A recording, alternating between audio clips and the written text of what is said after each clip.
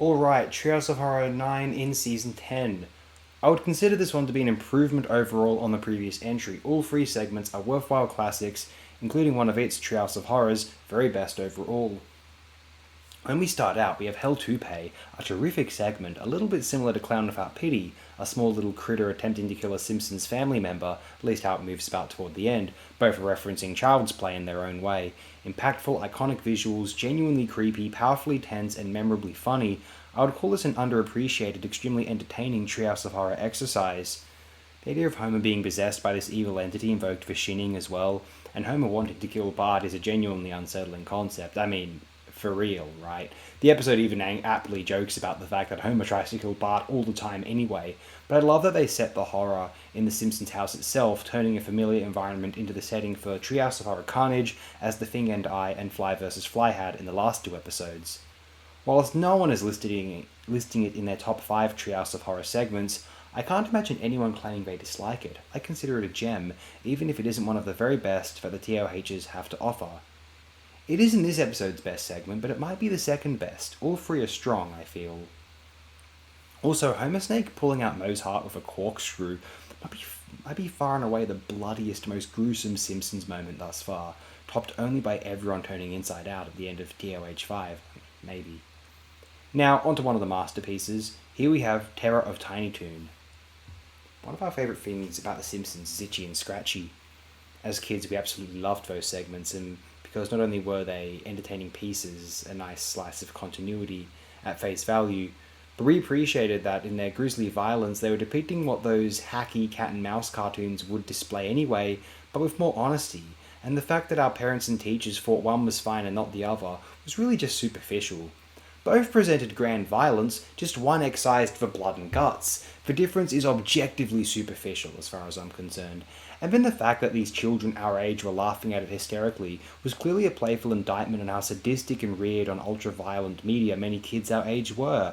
I would overhear kids talk with sadistic glee about a violent movie they happened to see, a graphic video game, or some other gory piece of media, and as a kid I thought that sounded horrifying. To me, the kids' reception to Itchy and Scratchy made me think of how normalised it was for children to feel entertained and excited by ultra-violent media. Even as a kid, because I was a kid, I could see and appreciate what they were going for here. And really, it wasn't Itchy and Scratchy itself that we loved in a vacuum, because if The Simpsons didn't exist but Itchy and Scratchy bits did, we wouldn't care as much about them. What we loved, I think, perhaps subconsciously, was that it was a part of The Simpsons universe and a logical manifestation of the cartoons we liked. They were just as violent, but playful slapstick violence, but what difference did it make? We might still be inspired to hit other kids with bats, bonk them over the head with a hammer, or kick a football in their face if we saw it in a cartoon. Maybe the knife would be a step too far, but fundamentally the distinction was so hollow. Why some strict holier-than-thou parents approved of one and not the other was not consistent. Violence is fine, but blood isn't fine. But it's still violence, so what's the point of allowing one but not the other? Seriously. And so it was utter gold to transform Itchy and Scratchy into the premise for a Treehouse of Horror segment. Bart and Lisa get trapped inside an episode, and the titular cat and mouse team up to kill them. The tables are turned. Suddenly it isn't so funny anymore, and the Simpsons kids learn the true terror of violent aggression. They hop from scenario to scenario, channel to channel, including a fairly famous pre-21st century optimism moment of techno-aesthetic novelty as the animated Bart, Lisa, Itchy and Scratchy land on a cooking show, a live-action program, ruin a soup of some kind and tumble off the screen. I'm aware this is a real show. Not being American, I don't care to learn what it is, nor would I be proud of myself for knowing such irrelevant, certainly to me, information, honestly. Visually gripping, consistently funny, highly imaginative, and as a kid, actually quite frightening and menacing. You never knew how a Treehouse of Horror would end. We'd been traumatized a few times before. I look at it now as one of the most original, entertaining, memorable, and impressive Treehouse of Horror segments of all time, a masterpiece in its own right, and presumably underrated, a top 10 candidate when considering all Treehouse of Horror segments over the years, I will confidently claim. I absolutely loved seeing it as a kid. I marvel at it now. I just adore that Homer dressed as a hobo joke. Going where? And so now let's get to the final segment, shall we? And it's most well known. Probably one of the most well-known Treehouse of Horror segments that they ever put out. The horrifying premise of Maggie being revealed as an alien, Maggie being made genuinely scary in the first place is a great subversive shock, and another edition of the more recent TOH theme, where the horror takes place within the familiar, usually safe Simpsons home. Kang and Kodos are at their scariest and most menacing here, from a child's perspective at least.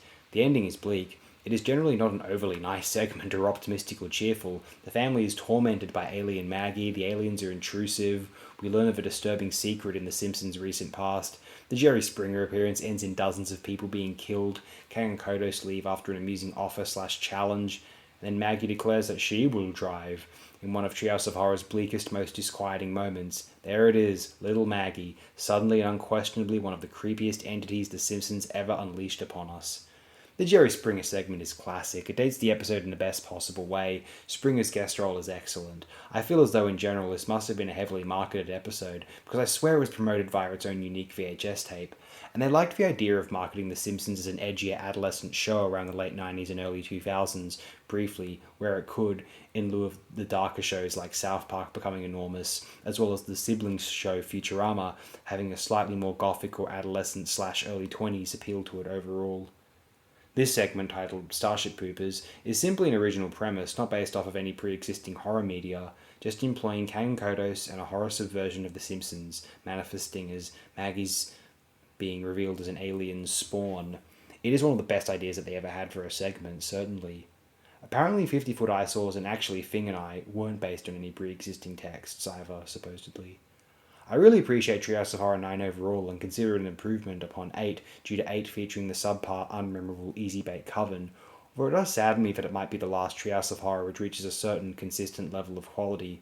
I do like 10, 10 is mostly solid.